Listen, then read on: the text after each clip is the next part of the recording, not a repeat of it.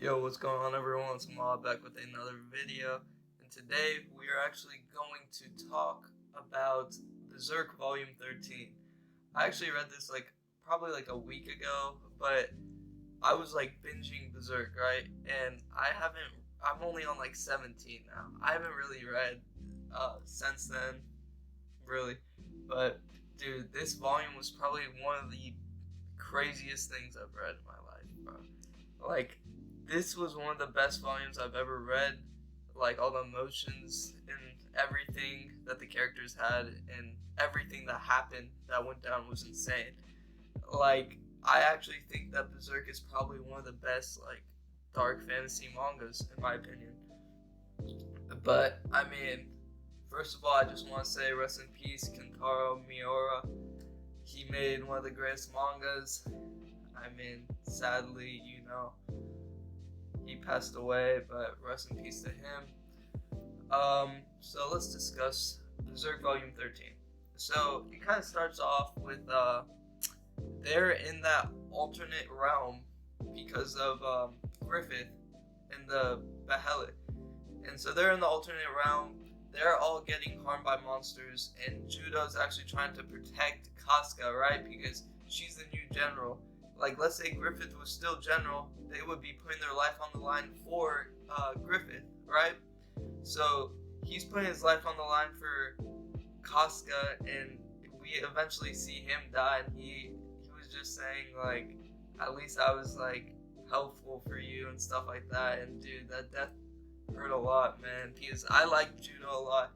He was a side character, and he came in clutch a lot of the times, when they didn't know what to do, especially in the sewer against those pro-assassination people. Came in clutch with turning off the light and everything, but that was a tough death, man. And then after that it goes to Guts. He's just fighting, going crazy, right? And then he eventually falls down into a puddle of blood with a bunch of dead corpses around him. And before that even continues, we see some panels of Griffith, and this is an insane panel that I thought. It was actually the sinking panel where he was going down away from the light, and he was saying, I'm sinking, and he was basically saying I don't have any regret for what I just did. And it's just we'll continue, but the fact that Griffith literally willingly sacrificed the Band of the Hawk, and he doesn't feel anything about it, is just disgusting, man. It's just disgusting. In my opinion, the people that say Griffith is right, the only way Griffith was right is in his own head, right? Because Griffith literally, in his head, he was oh, these soldiers are already putting their life on the line, dying under my lead. So I understand that, yeah, they're dying under your lead, and they're fine with that, but they weren't trying to die being sacrificed, if that makes sense. It was just messed up. And then eventually, okay, we go back to Guts, and he's slicing everyone. He runs into Gatsun, and we know this is a key character. He was always praised Guts, and he was always oh, whenever Guts was leaving, he was oh, please let us come with you, the whole squad, and he couldn't let him. And this dude just dies in his hands. And then we see he runs into Pippin. Pippin dies right in front of his hands. And then, we see Casca. She got taken over, and this hits Guts hard, and we just see that Casca is getting lifted, and we see Femto is now born. Griffith is now one of the 5. I'm pretty sure he's the 5th member of the God Hand, and his name's Femto right now. So he gets born. He's on top, and Guts is just trying to get to Casca and Griffith. And this is a part that didn't even need to I guess it's there, but it just shows that Griffith is a true villain. We see they're on top of the hand, and you know, if you've read it, you know what he does to Casca. And this makes Guts Rage crazy, but this made me extremely mad for one reason, because he knows what he was doing. Because you know how whenever he was in the carriage, like, and he was, after he got tortured, like, he couldn't move at all, right? Like, he couldn't really do anything, but we kept on seeing his eyes, and we kept on seeing his POV looking at Guts and Casca, so he knew something was happening there, right? And this dude proceeds to do that, but it kept on showing his eyes, and he was just making sure Guts was watching. And dude, that's just like, that's like a true villain. That's like insane. Like, Griffith is so messed up for that, man. Like, he was just making sure Guts was watching. Guts, he lost his hand, and then he got literally pinned down, and he was just forced. And Casca was like, don't watch, everything like that. It was just so messed up, man. And then, then we see the Skull Knight come in. He actually saves Casca and Guts and then takes him out. So now, they fast forward a little bit. They are now in a cave. Guts wakes up. And so now they actually have a brand also, which I'll talk about in a second. But so they wake up in the cave and everything, and now Guts is like extremely hurt, you know, after what happened. That dude was slicing and dicing everyone, and then he's literally, he got his arm taken off and everything. He was going crazy. And then we see Casca, and I don't really know what happened, but like her mental is just all messed up. Like, the only person she can trust is Erica, and we also know Rickart's there too. I think that's how you say his name. Sorry if I butchered that, but it's just sad seeing that Casca doesn't remember Guts. Like, even though Guts tried, like, I think like twice or 3 times to try to like get close to Casca, and she just didn't trust him at all. And then this leads to Guts like running outside, just running for the hills, and it was just beautiful how it showed like all the memories, man.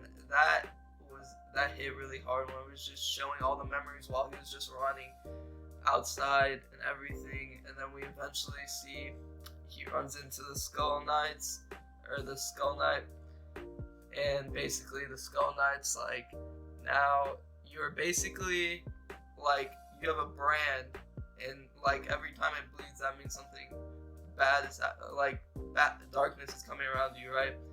And he just basically said, what was it? He was like, you're a torch in the darkness, and they're not gonna keep on coming after you until there's one last, like, until like you're all done, you know what I mean?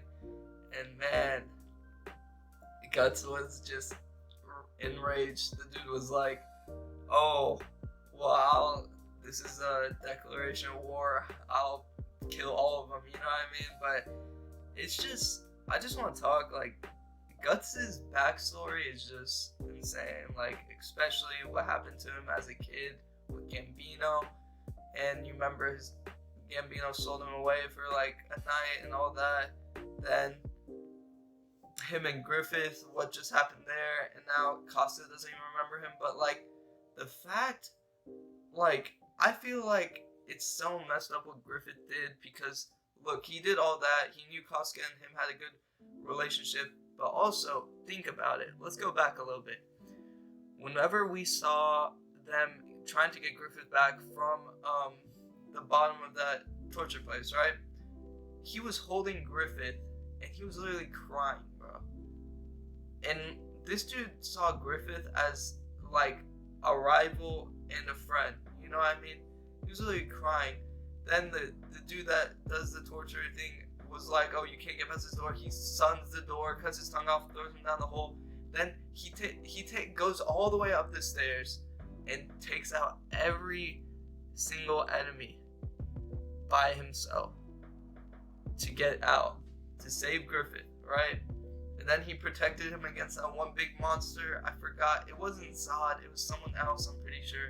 It might have been him.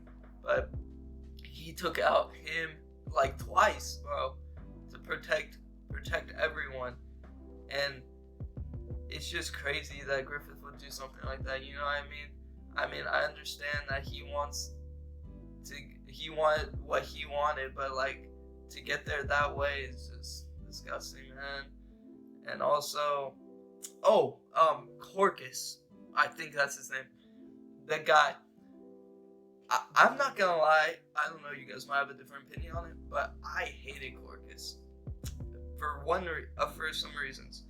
So this dude meat rided Griffith the whole time. You can't even lie. This dude was meat riding him every time. When Griffith, they had the second duel on the Snow Mountain, this dude was like, "Oh, you'll never compare to Griffith. You'll never do this. He never praised Guts, which I understand. There's gonna be some characters like that, but dude, like he never even said one good thing about Guts, because he just like Griffith lived in his head rent free. And then he eventually died, which I was like, wow, you died graffiti for some tits, bro. Like, damn. But I don't know. I didn't really like him, I'm gonna be honest. But it's just, I don't know. Griffith is selfish for that. And you remember whenever Casca was changing his bandages in the car, I forgot what that place is called, in the thing, and he got on top of her, and then she's like, I can't come with you Guts anymore. And this, it was just, bro, it was amazing volume, amazingly written, like got all the emotions out and everything.